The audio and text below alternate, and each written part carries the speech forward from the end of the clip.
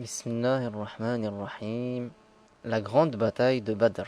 La louange est à Dieu, le créateur du monde, celui qui existe sans début, sans fin, sans endroit, sans comment, il ne dépend pas du temps. Rien n'est tel que lui, il est celui qui entend et qui voit.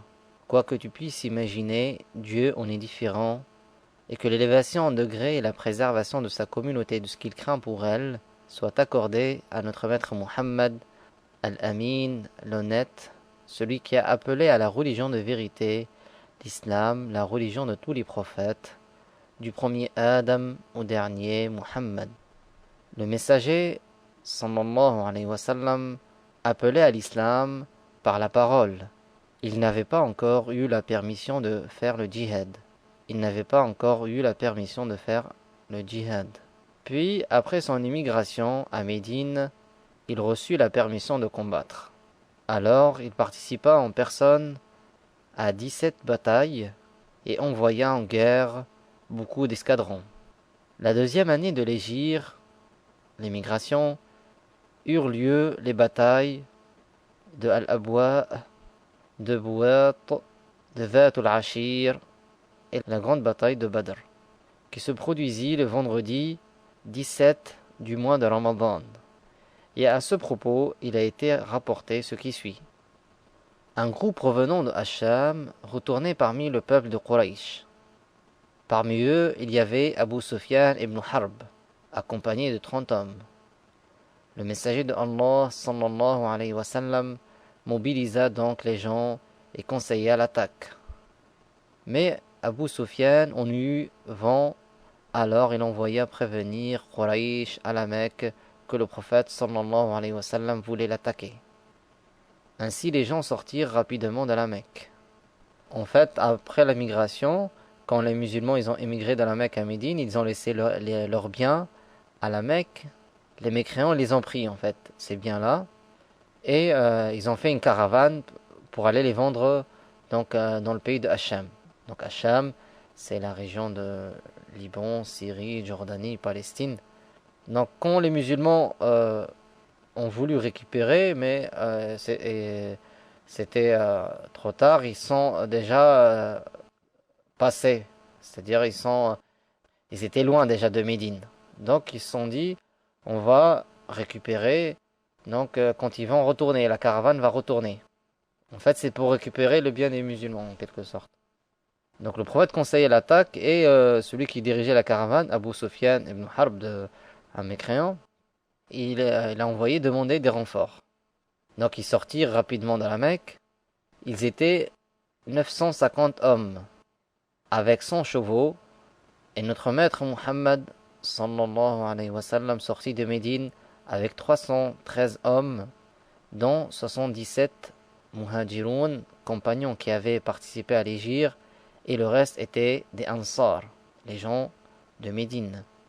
Ils n'avaient avec eux que 2 cavaliers et 70 chameaux, qu'ils montaient à tour de rôle.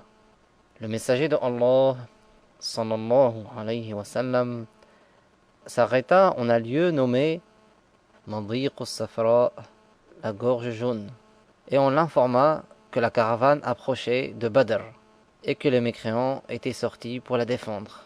Puis le messager de Allah, sallallahu alayhi wa sallam, reprit sa route, s'arrêta à Badr, au point d'eau le plus proche de l'ennemi. Sa'ad ibn Mu'adh proposa de fabriquer un palanquin pour le messager de Allah, sallallahu alayhi wa sallam. On le lui fabriqua donc et le messager de Allah, sallallahu alayhi wa sallam, s'y installa ainsi que Abu Bakr. Puis arrivèrent les mécréants, et lorsque le messager de Allah, sallallahu alayhi wa sallam, les aperçut, il dit ce qui signifie « Ô Allah, voilà le peuple de Quraysh qui arrive avec son arrogance et sa fierté, démontant ton prophète. Ô Allah, donne-moi la victoire que tu m'as promise. » Ils s'approchèrent et les mécréants firent sortir de leur rang pour le duel Utbah ibn Rabi'a et Shayba ibn Rabi'a ainsi que Al-Walid ibn Utbah. Le prophète sallallahu alayhi wa sallam ordonna à Ubaydah ibn al-Harith ibn al-Muttalib d'affronter Utbah, à Hamza, l'oncle paternel du prophète sallallahu alayhi wa sallam, de combattre Shayba, et à Ali ibn Abi Talib de combattre Al-Walid ibn Utbah. Alors Hamza tua Shayba et Ali tua Al-Walid. Quant à Ubaydah et Utbah, ils se blessèrent mutuellement. Alors Ali et Hamza se précipitèrent sur Utbah, le tuèrent et transportèrent Ubaydah qui eut la jambe sectionnée et mourut par la suite. Le groupe des musulmans s'avança pour combattre alors que le messager de Allah sallallahu alayhi wa sallam était resté avec Abu Bakr sur le palanquin et disait ce qui signifie: Ô Allah, si ce groupe d'hommes est anéanti, tu ne seras pas adoré sur terre. Ô Allah, exauce ce que tu m'as promis. Il ne cessa de répéter cela jusqu'à ce que sa cape tombe. Alors Abu Bakr l'a remis sur lui et le messager de Allah sallallahu alayhi wa sallam frissonna un instant puis se reprit et dit ce qui signifie: Bonne nouvelle, ô Abu Bakr, la victoire de Allah est arrivée. Et il dit ce qui signifie: les visages sont humiliés. Puis il a dit à ses compagnons ce qui signifie: redoubler d'adversité envers eux. Et ce fut alors leur défaite. Donc la bataille débuta le vendredi matin succédant à 17 nuits de Ramadan. Et Abdullah ibn Mas'ud tua Abu Jahl ibn Hisham ibn al-Mughira. Chez les musulmans, il y eut 14 martyrs, 6 immigrants et 8 partisans. Le nombre des mécréants morts à Badr fut de 70 et ils eurent autant de prisonniers. Alhamdulillah Rabbil Alamin, louange est à Allah, le créateur du monde.